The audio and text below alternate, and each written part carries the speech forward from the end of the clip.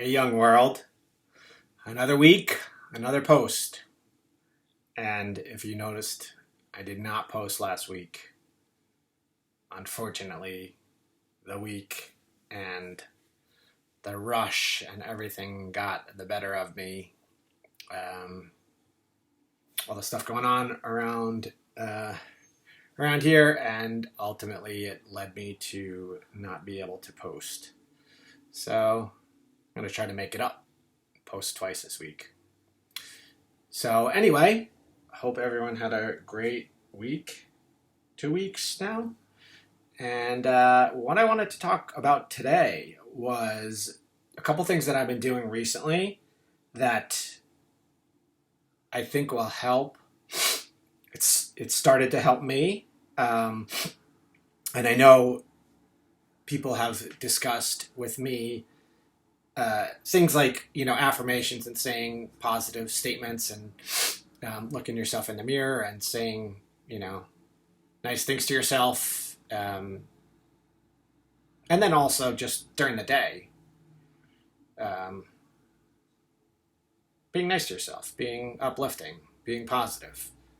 And I think that is a very smart and helpful and successful way to go. And obviously, the alternative doesn't work.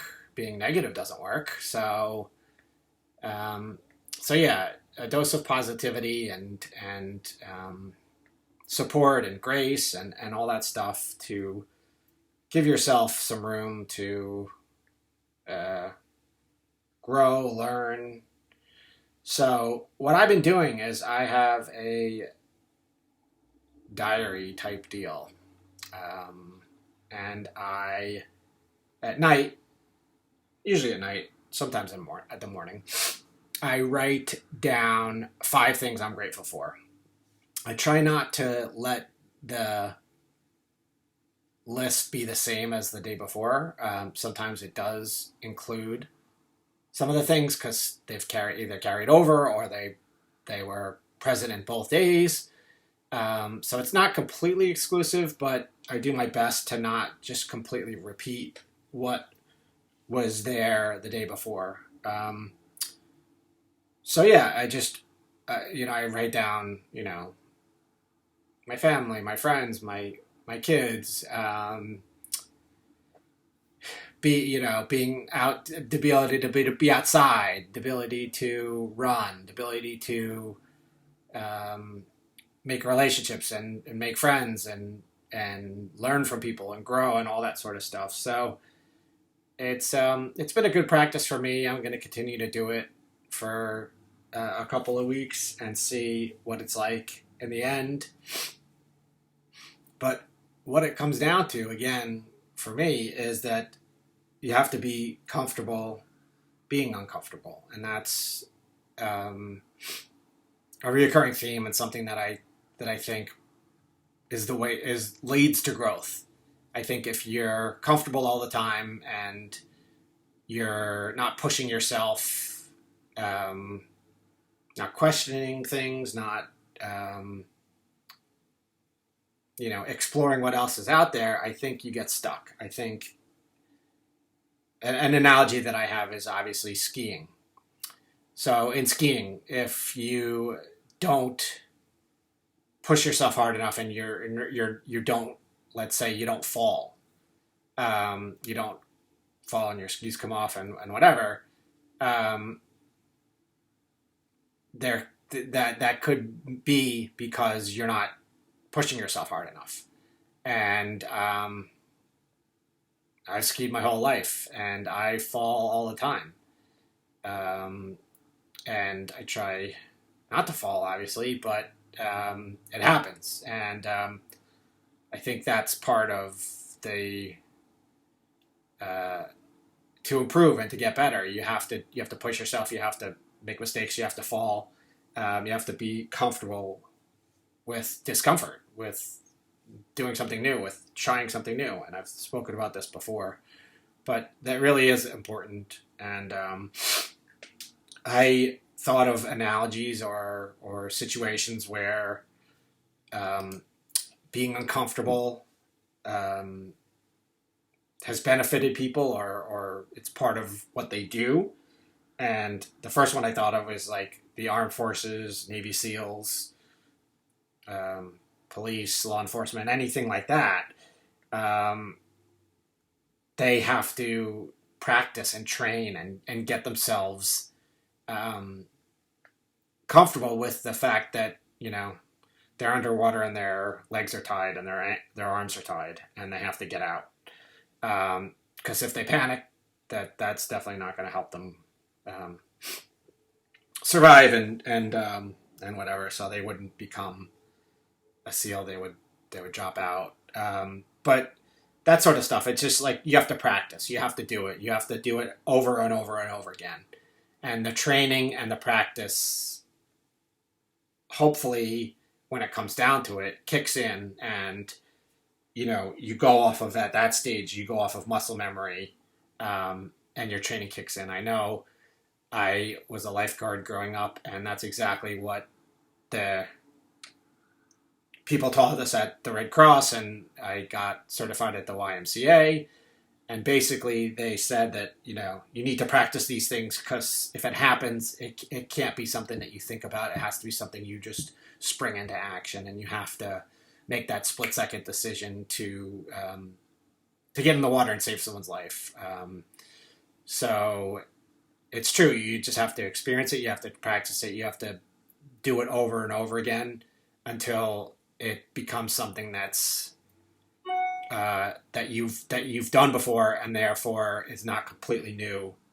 And it's still uncomfortable. There's no question. It's still uncomfortable. It's still not something you'd want to do every day. But you have to be comfortable with that feeling of like, anxiety, danger, that feeling in your stomach that that you're putting yourself out there. You're putting yourself out there, either physically or socially or whatever it is. But yeah, that's part of growth, and I know athletes always talk about muscle memory and how if you train your muscles and you continually do whatever it is, catch a football, hit a baseball, whatever it is, you get better at it, and your muscles learn how to do it and remember how to do it, and therefore it becomes easier and something that you obviously do better at because you've done it over and over and over again.